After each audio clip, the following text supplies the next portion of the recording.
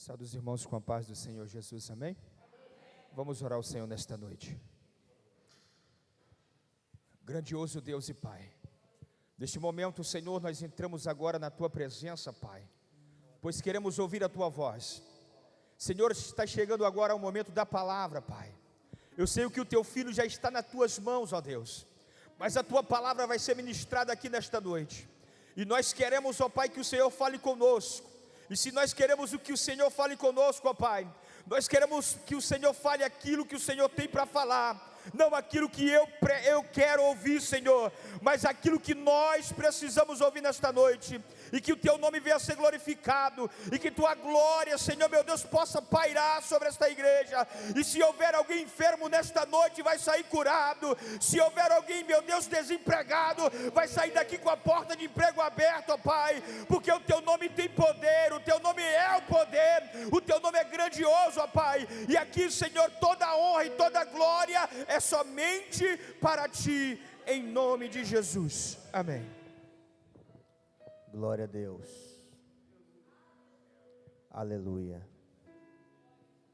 Queridos, eu saúdo a todos com a paz do Senhor Jesus, amém? Que alegria enorme estar juntamente com os irmãos na noite desta quinta-feira.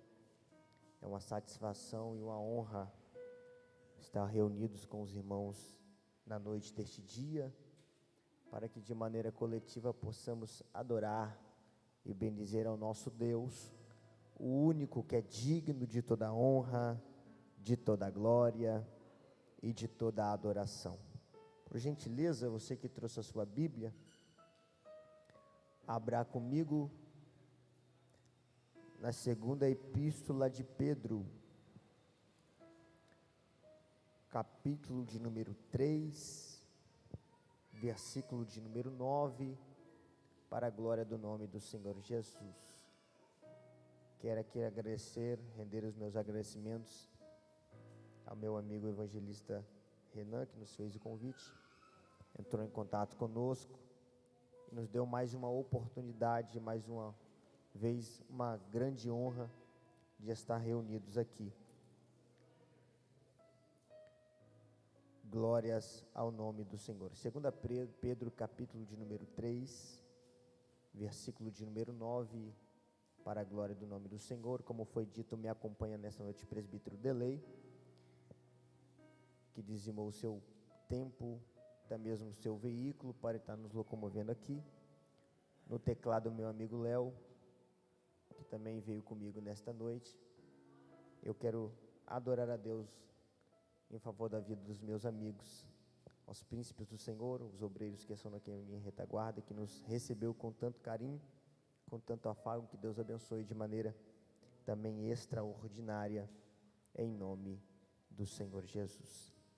2 Pedro, capítulo de número 3, versículo de número 9, que diz assim a palavra do Senhor: o Senhor não retarda a sua promessa, ainda que alguns a tenham por tardia, mas é longânimo para convosco, não querendo que alguns se percam, senão que todos venham a arrepender-se. Mas o dia do Senhor virá como ladrão de noite, na qual os céus passarão com grande estrondo, e os elementos ardendo se desfarão, e a terra e as obras que nela há se queimarão. Podem tomar os vossos assentos, por gentileza, adorando e bendizendo o nome do Senhor, porque o Senhor é bom e a sua benignidade dura para todos sempre.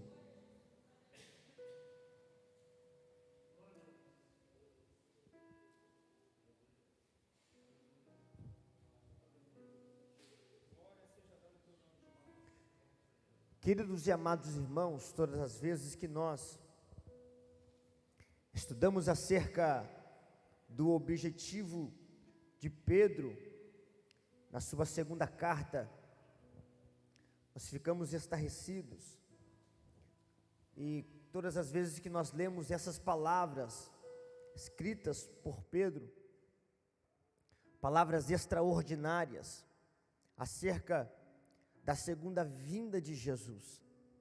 O que nos chama a atenção é que estudar esta carta, essa segunda carta de Pedro, é um grande desafio, porque alguns denotam, ou há poucos comentários acerca das palavras que Pedro assim o escreveu nesta carta. Alguns teólogos que denotam que dentro desta carta, ou as palavras que foram escritas, são palavras obscuras, que alguns não conseguem compreender o raciocínio que Pedro exerceu acerca para falar para a igreja do Senhor Jesus. Enquanto na sua primeira carta, enquanto na sua primeira epístola, Pedro vai usar a referência, ou vai falar acerca da perseguição que estava vindo diante da igreja de Jesus e fortalecendo os cristãos, que poderia vir nos tempos de perseguições, poderia vir um tempo de dificuldades, mas o Senhor estaria com a sua igreja.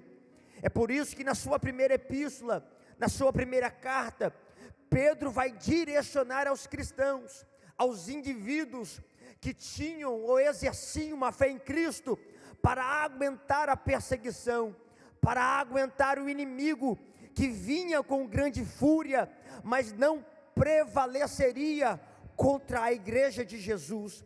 Havia uma grande perseguição se levantando na Ásia Menor, e vinha para tentar destruir ou desfalecer o ânimo da igreja, e alguns até se achavam êxito, alguns até largavam a fé em Cristo, alguns até saíam da presença de Deus, alguns até sucumbiam à perseguição e não aguentavam, e assim deixavam a fé em Jesus Cristo. Mas Pedro direciona a sua primeira carta à igreja de Jesus, dizendo que o inimigo pode bramir como o leão, procurando a quem possa tragar, mas aqueles que se humilham debaixo da potente mão do Senhor, Deus o exaltaria no momento oportuno, Deus o exaltaria no tempo oportuno. No tempo de Deus, Deus exaltaria a sua igreja, e os inimigos da igreja de Jesus seriam aniquilados a nada. E enquanto Pedro, na sua primeira epístola, na sua primeira carta, ele fala do ânimo, ele escreve para fortalecer. Na sua segunda carta, ele escreve para advertir os cristãos. Havia uma seita que estava se ramificando dentro da igreja de Jesus naquela época. Havia falsos mestres que estavam ensinando falsas doutrinas. Dentro da igreja, alguns ouviam aquelas doutrinas, alguns absorviam aquelas doutrinas e até mesmo seguiam aquelas doutrinas dos falsos ensinadores que estavam se ramificando dentro da igreja de Jesus. Aí Pedro escreve a sua segunda carta para advertir a igreja, para advertir os cristãos. Havia uma seita se levantando e atacando a doutrina, a veracidade da palavra, a veracidade de Deus, a verdade que estava dentro dos princípios de Deus, as verdades que estavam dentro daquilo que era ensinado pelos apóstolos, as doutrinas dos apóstolos, e aqui os falsos mestres, os falsos ensinadores já estavam se levantando para desconstruir aquilo que era ensinado na igreja de Jesus. E essa seita tinha um nome, um gnosticismo. E Pedro começa a advertir a igreja que havia falsos profetas, os profetas que profetizavam uma mentira, profetizavam e falavam no nome de Deus, mas Deus nada falara a eles. Aí Pedro começa a dizer que assim como os falsos profetas tinham se levantado ainda no Antigo Testamento, agora estavam se levantando os falsos ensinadores, os falsos mestres, que além de absorver as falsas profecias, estavam pregando uma doutrina dos falsos profetas. E quando adentramos o capítulo de número 2, Pedro começa a advertir a igreja: cuidado dos falsos mestres.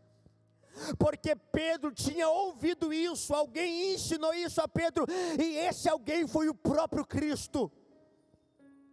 Ao falar dos sinais da sua vinda, da sua volta, ao falar daquilo que se levantaria nos últimos dias, na consumação dos tempos, ao falar daquilo que prepararia, daquilo que viria, antecedendo a sua volta, antecedendo a sua segunda vinda, Cristo vai olhar para aqueles que estavam diante da multidão, Cristo vai olhar para os seus 12 apóstolos, para os seus 70 discípulos, e vai dizer: adverti-vos, porque se levantarão nos últimos dias falsos ensinadores.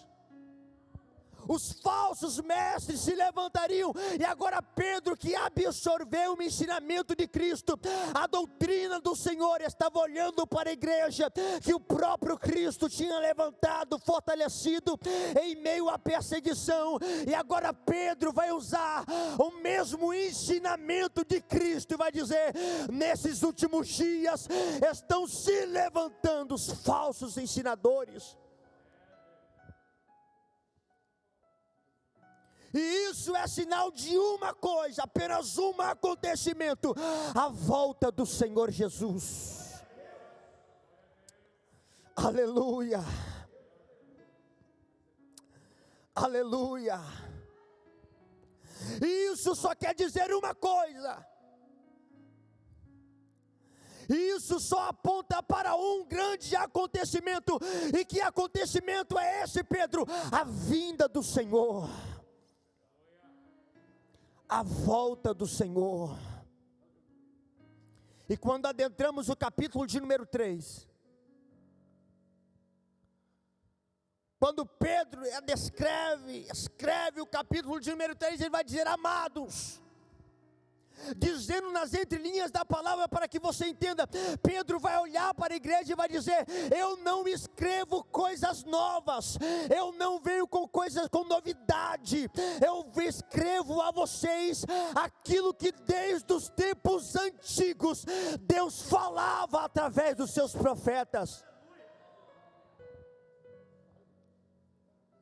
Pedro estava trazendo uma referência ao Antigo Testamento, porque eu não sei se você sabe, irmãos, o Antigo Testamento fala mais da segunda vinda de Cristo do que da primeira. Cristo não tinha nem encarnado ainda, Cristo não tinha nem vindo ainda a esta terra, e os profetas do Antigo Testamento já falavam acerca da segunda vinda do Senhor. E Pedro olha para a igreja e diz: eu escrevo a vocês, não uma pregação nova, eu escrevo a vocês não uma novidade, eu escrevo a vocês aquilo que vocês sabem há muito tempo, e há muito tempo é falado a vocês. Aquilo que há muito tempo é pregado entre vocês, aquilo que há muito tempo é manifesto entre vocês, porque o gnosticismo estava entrando. E quando você chega no versículo de número 4, Pedro vai olhar para a igreja e vai dizer: porque esta seita está se perguntando aonde está a vinda do Senhor.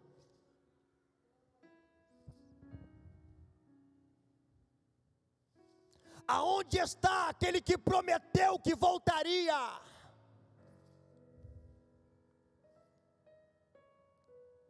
Porque desde os tempos antigos até agora a história não mudou. Aquele que disse que voltaria não deu até agora nenhum sinal da sua vinda e da sua volta. Aonde está ele? Aonde está a sua promessa? E aquilo era como um abrolho em meio à plantação. Aquilo entrou no coração da igreja de Jesus, e eles se perguntavam e diziam: é mesmo? Cadê aquele que prometeu que voltaria? Até hoje não voltou. Cadê aquele que os apóstolos dizem que ele mesmo fez a promessa? Aonde está o Senhor e a sua segunda vinda? E é o que está acontecendo no século de número 21. Porque desde os tempos antigos nossos pais pregavam a volta do Senhor. E isso foi passado e é passado de geração a geração. A minha mãe pregava a volta do Senhor, o meu pai falava da volta do Senhor e ainda fala. E agora o seu filho, que sou eu, falo da volta do Senhor. E a pergunta é a mesma desde antigamente, desde aquele tempo: aonde está o Senhor e a sua vinda? Alguns dentre nós já perderam a sua fé, e quando falam da segunda vinda do Senhor, parece uma utopia, pastores. Parece algo feito ou criado pela mente humana. Parece algo irreal. Parece algo que não vai se concretizar, não vai acontecer quando falamos da segunda vinda do Senhor. Isso não nos cria mais a esperança no nosso coração. Isso não mais traz o choro, a lágrimas nos nossos olhos. Isso não mais alegra a nossa alma, porque a mesma pergunta que era feita na igreja com Pedro estava escrevendo, é a mesma pergunta que ecoa nos nossos corações: aonde está o Senhor e a sua vinda? Aquele que prometeu que voltaria, os nossos pais pregaram, os nossos avós pregaram, nós pregamos e até hoje Jesus não voltou. Aonde está o Senhor?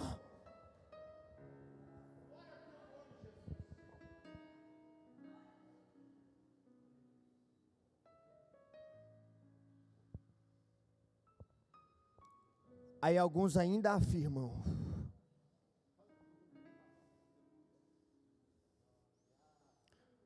ele não vai voltar.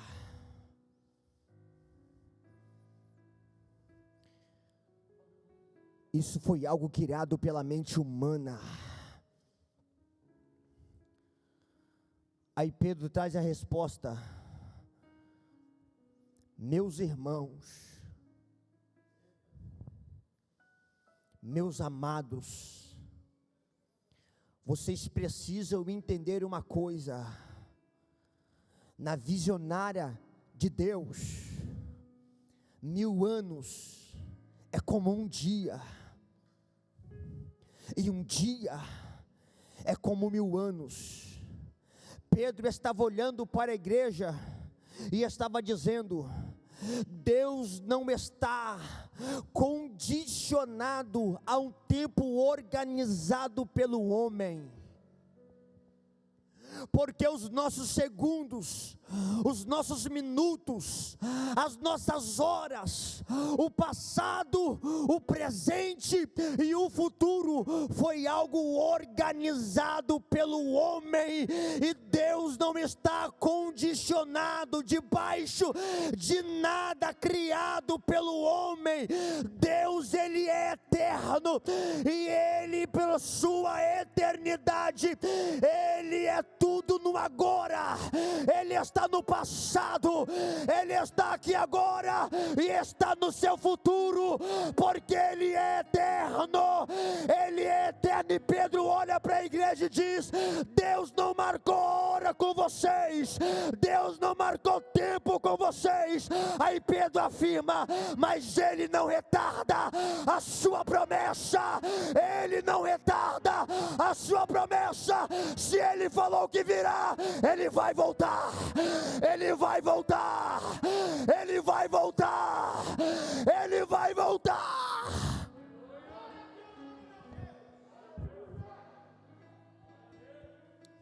Arabacara sara bianarabacara banaraba. Ei, anarasera biau yanorabacara sora banarabacara banaraba.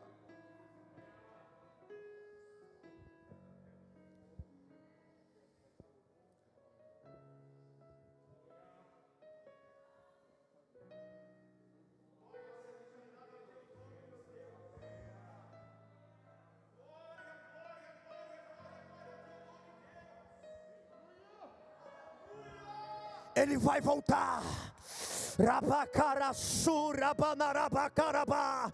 Ele vai cumprir a sua promessa. Ele vai voltar. Ele vai voltar. Ele vai voltar. Ele vai voltar para buscar a sua igreja. Ele vai voltar para buscar a sua amada, a tua escolhida, a sua noiva, a sua noiva. Ele vai voltar. Ele vai voltar. Deus não retarda a sua promessa, e se Ele prometeu, Ele vai cumprir. Ele vai.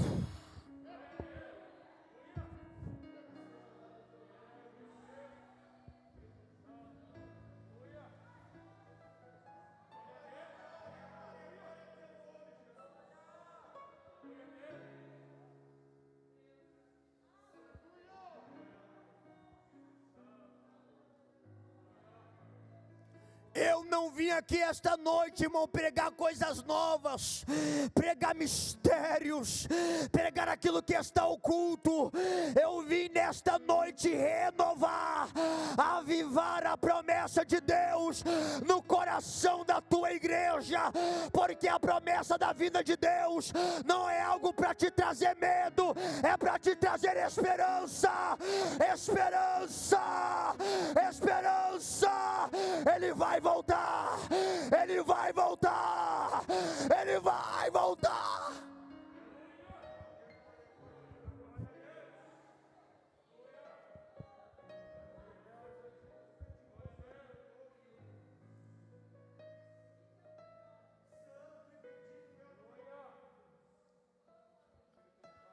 Me perdoe, pastores. Renan, me desculpa, mas eu vim aqui esta noite plagiar uma mensagem, copiar uma mensagem, a mensagem do apóstolo Paulo em 1 Tessalonicenses capítulo de número 4, presbítero da lei, versículo de número 16, que ele olha para a igreja de Tessalônica e dizia: o mesmo Senhor descerá do céu com alarido, com voz de trombeta de Deus, e os que morreram em Cristo ressuscitarão primeiro. Depois nós que estamos vivos seremos arrebatados, transformados e encontraremos com Ele nas nuvens, nas nuvens. E Ele termina o seu sermão dizendo: consolai uns aos outros com esta palavra, com esta palavra.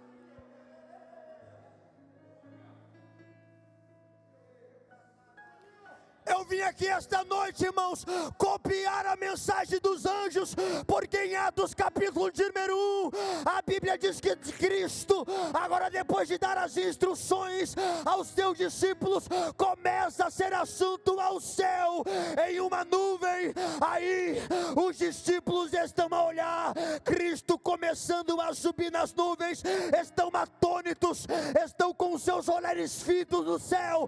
Aí lhe aparece dois varões com vestes embranquiçadas e diz: varões galileus, por que estáis atônitos?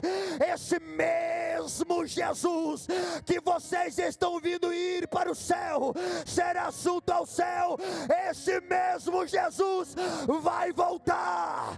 Ele voltará, Ele voltará, Ele voltará, Ele voltará.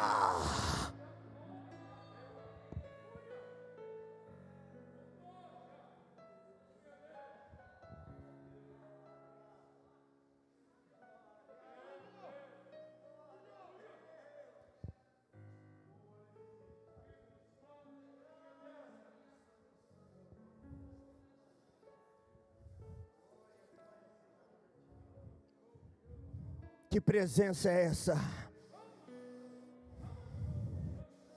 Há uma glória no ambiente esta noite, irmãos. Narabai, Narabakara, Saraba, Narabakara, Norabanaraba.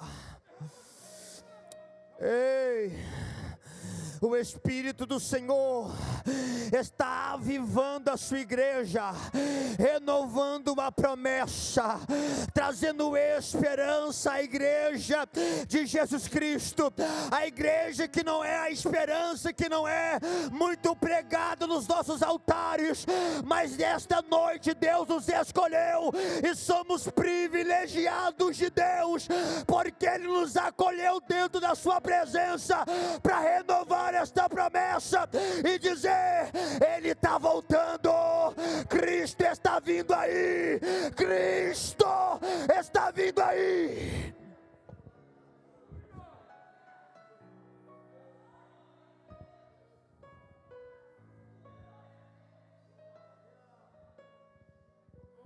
Eu vim aqui esta noite, pastores, copiar a mensagem do próprio Cristo. No Evangelho segundo escreveu João, capítulo de número 14. Ele está junto com os seus discípulos, evangelista Renan. O momento de angústia começa na quinta-feira, no capítulo de número 13. Que Jesus lava os pés dos seus discípulos em humildade. E quando chega no capítulo de número 14, já é na sexta, ele juntamente com os seus discípulos dentro do cenáculo, para ceiar ao Senhor, ele fala acerca da sua morte, ele fala que seria entregue na mão dos pecadores e morreria, mas ao terceiro dia ele voltaria e ressuscitaria dentre os mortos. Aí ele olha os seus discípulos atemorizados, sem saber o que fazer ou o que ia fazer depois desse acontecimento. Ele olha para os seus discípulos e começa a dizer: não se turbe o vosso coração, calma, credes em Deus, crede também em mim. Aí ele começa a revelar algo extraordinário, sobrenatural. Na casa de meu pai há muitas moradas.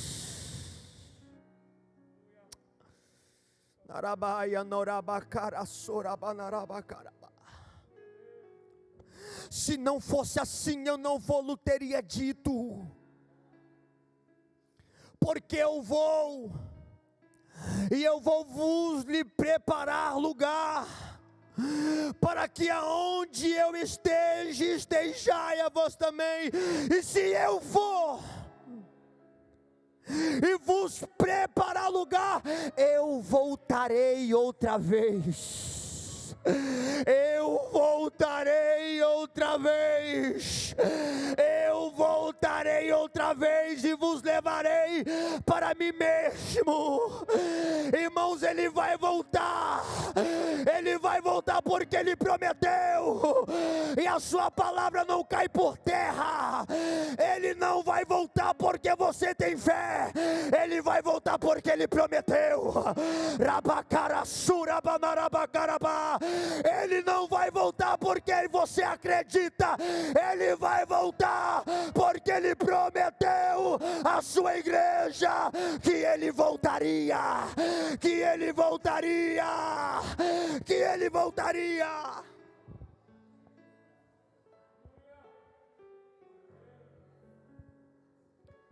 Estamos sobre a base que é a Cristo.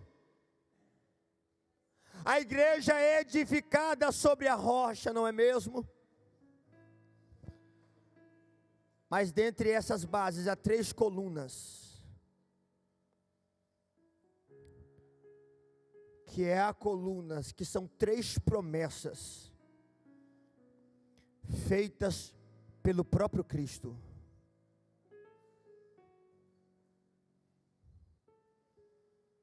Estamos sobre 3 promessas feitas pelo próprio Cristo, e estas 3 promessas são as 3 colunas da nossa fé. A primeira delas está em Mateus capítulo de número 16, versículo de número 18.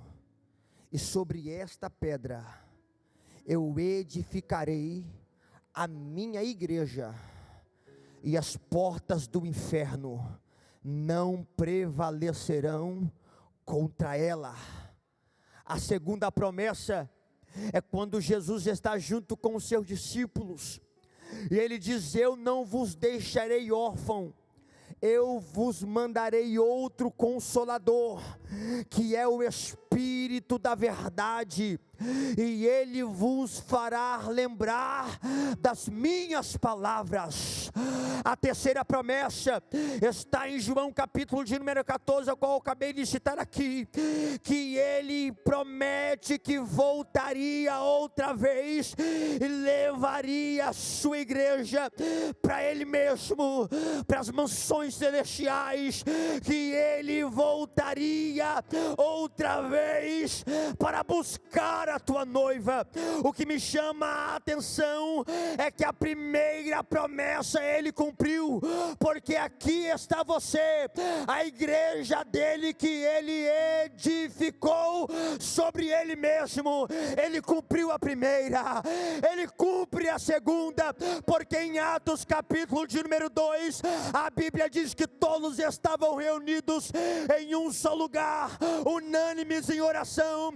Aí começa a soprar o estrondo como de um vento veemente e impetuoso, e encheu toda a casa em que estavam reunidos, que foi a efusão do Espírito, que foi a descida do Espírito. Ele cumpre, pastores, a primeira promessa. Pastores, ele cumpriu a segunda promessa, e se ele cumpriu a primeira, se ele cumpriu a segunda, ele vai cumprir a terceira, ele vai cumprir a terceira. Ele voltará, ele vai voltar, ele vai voltar, ele vai voltar, ele vai voltar, voltar, voltar.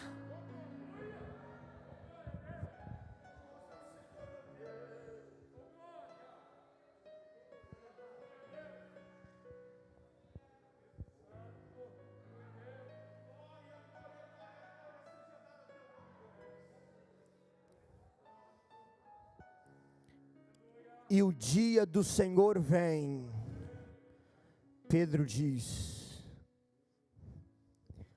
mas ele vem como um ladrão de noite.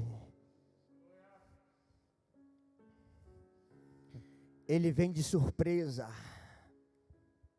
ele vem quando ninguém está esperando.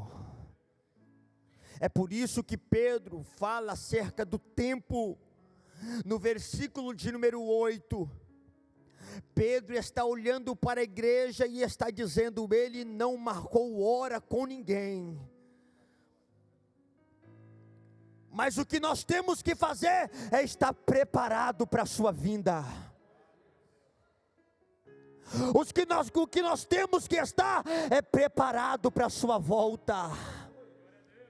O que nós temos que fazer é não se perguntar quando ele vai vir, é se perguntar se eu estou preparado para que quando ele se manifestar, eu serei arrebatado e levado pelo Espírito do Senhor para se encontrar com o meu noivo.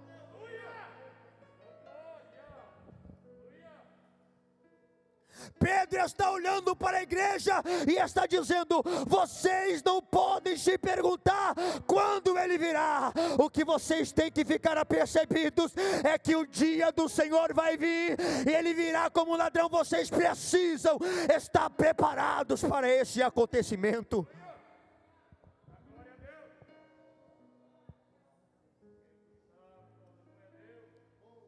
Vocês precisam estar esperando este acontecimento. Vocês precisam aguardá-lo. Vocês precisam ter esperança. porque o dia do Senhor virá.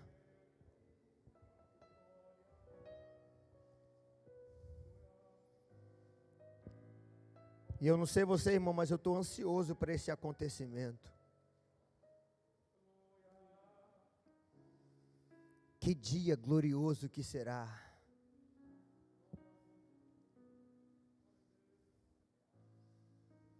Que dia excelente que será. Que glória que a nós será manifesta de maneira extraordinária. Imagine você recebendo a palavra da bênção de Deus. Vinde benditos de meu Pai.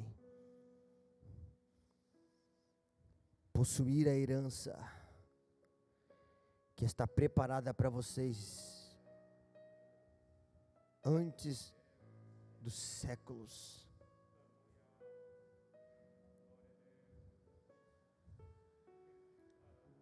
Imagine o momento de você em adoração a Deus, vendo-o como Ele é, contemplando a sua glória, dizendo: Santo, Santo,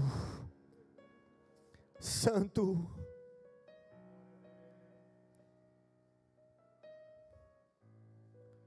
Imagine você estando lá, naquele grande dia.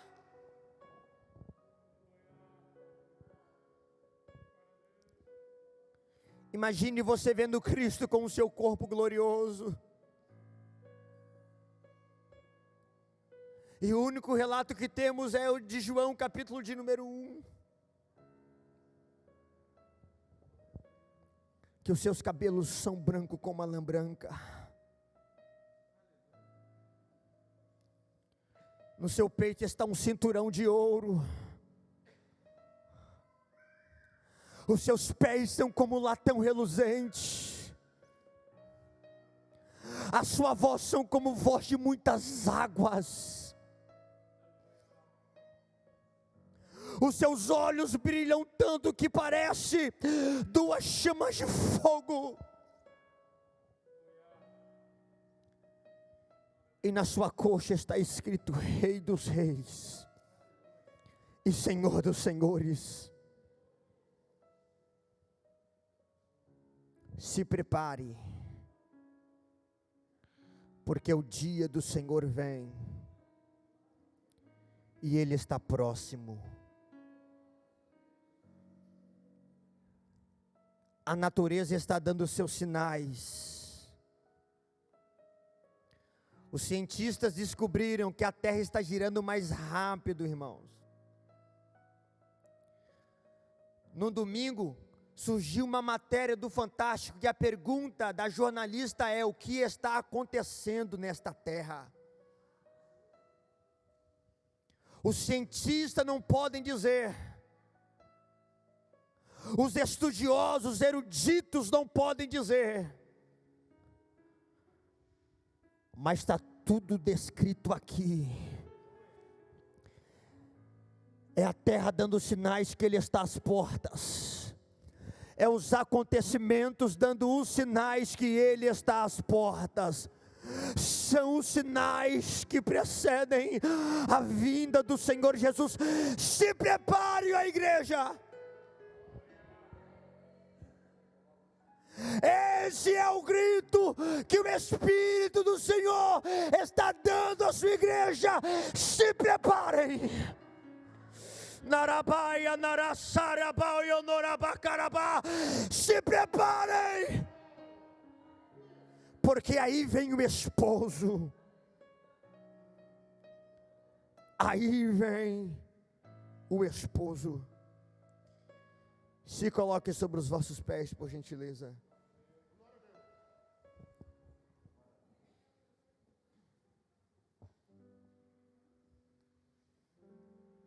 Eu quero orar com você neste momento. Com esses segundos que ainda tenho. Eu sei que às vezes é difícil, irmão, servir ao Senhor. E Ele mesmo disse que não seria fácil.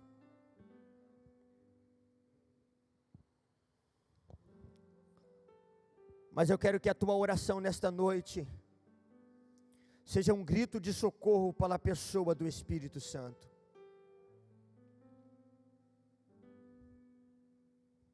Ele está aqui esta noite. A presença do Espírito é mais real do que a sua presença aqui, irmãos. A presença de Deus é mais real do que a minha presença. A voz de Deus está ecoando dentro desse santuário mais do que a minha voz. Eu quero que esta oração seja um pedido de socorro, porque o salmista diz que Ele é o socorro bem presente na hora da angústia, e esse pedido é: Senhor, me ajuda, me ajude a prosseguir, me ajude a ficar preparado, me fortaleça, Senhor, arranque de mim aquilo que não é seu, aquilo que não é do Senhor, aquilo que tem servido como barreira, empecilho. Me ajude, Senhor, a vencer o pecado, aos desejos. Me ajude, Senhor, a vencer os meus próprios desejos. Porque só Ele pode nos fortalecer para nos preparar para a sua vinda. Ele está aqui. E Ele está prontificado a ouvir a sua oração. Soberano e eterno Deus, querido Pai, estou diante da tua igreja, estou diante do teu povo. Nada tenho a pedir ao Senhor senão a agradecer por esta palavra.